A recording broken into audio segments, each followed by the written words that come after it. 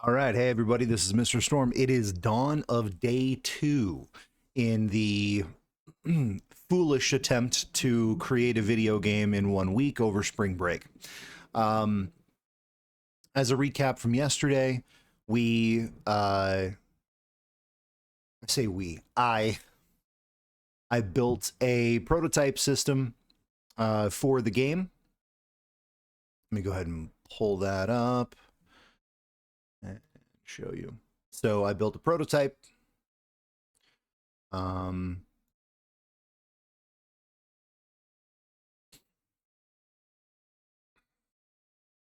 Give me some go juice real quick. It's really taking its time to load, huh?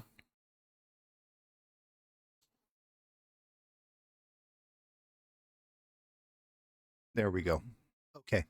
So we got this prototype working, picking up gems, picking up keys. The teleporter system works. The gate system works. All of that. Okay.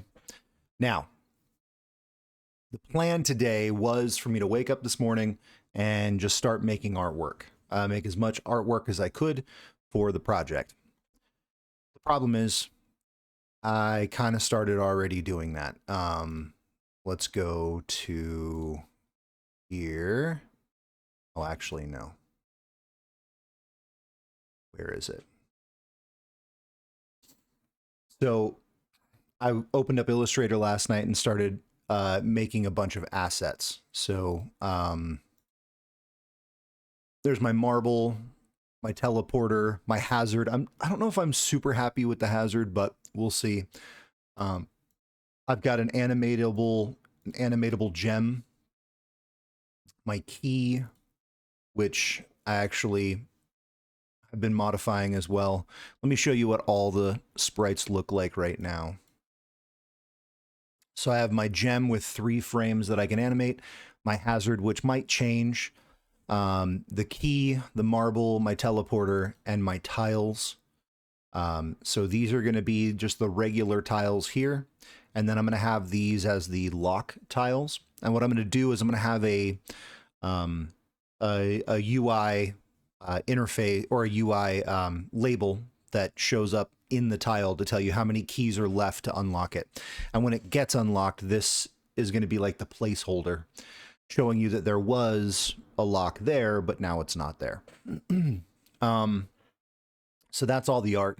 I also have sound effects that I downloaded last night, just kind of goofing around. I found some sound effects that I think are going to be kind of nice. Because I'm not really a Foley artist, I don't think I can make the sound effects I want. But because the art is done, or at least done enough to start building, I'm going to focus today on implementing that art in the game and maybe start playing around with some music. I found some music that will work for the game if if I don't do well with making my own.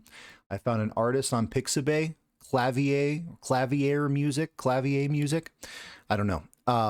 But a lot of great stuff that's kind of along the same lines as what I'm looking for. So I might actually use some of his tracks because they're great. I was listening to a bunch of them last night and they're fantastic. Um, so, I mean, Silent Tears, sad and emotional. Like, how are you going to not pick that for a nice Zen game? Anyway, there's some good stuff here. So I might just use his music because it's great. It's way better than what I can make. But we'll see. The main focus today is to get the art that I built into this game and make sure everything still functions properly and try to make it visually a lot better than just this, because this doesn't look like anything. The other goal is going to be to create a camera system because I don't want to be locked in to just the bounds of my camera. And I don't want to have to resort to zooming out the camera every time I want to build a bigger level. I want the ball to be able to follow, or I want the camera to be able to follow the ball. The problem with that is going to be, I'm already anticipating the problem here. The problem is going to be that the ball is constantly moving from the top of the screen to the bottom of the screen, right? Top to the bottom. So I'm not going to be able to follow the ball's vertical movement. We're only going to track the horizontal. But if, let's say, the section the ball is in is bigger than the screen, which means the ball is going to have to leave the bounds of the camera on the top and bottom, we're going to need to follow it. But we're not going to want to follow it all the time.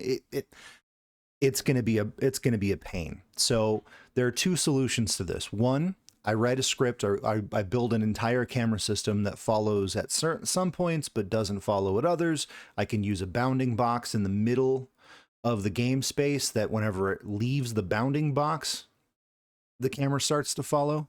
That seems like probably the most elegant solution. It's not too hard to implement, but I think in practice it's going to be a bit weird. The other option is just to make sure that when I'm building levels, I don't build levels that are vertical. I build horizontal levels that go on forever. That seems too limiting from a game or from a level design perspective.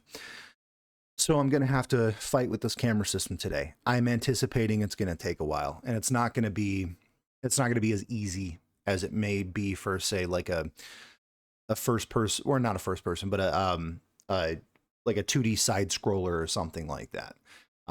So it's going to take some time. Some other limiting factors today is I have a hard out this afternoon. I have to, what am I setting my, oh, anyway, sorry. I have rehearsal this afternoon, this evening. So no matter where I am in the process, I'm going to have to stop at a certain point and go do that, which is great, because then, you know, it'll get me out of the house. The other thing is I'm probably going to have to go shopping at some point today, because my doggies need food. My doggy boys need some food, so I'll probably have to go get some dog food. And my wife is home today, and my kids are home, so I'm probably going to want to spend time with them too. So I'm going to try not to get distracted. I'm going to try to build these systems out. Luckily, I worked on the artwork last night, so I don't have to start doing that. I already have it ready to go. So I'm going to go get started, and I will record a video when I'm done and show you the progress at the end of the day. All right. See you guys later.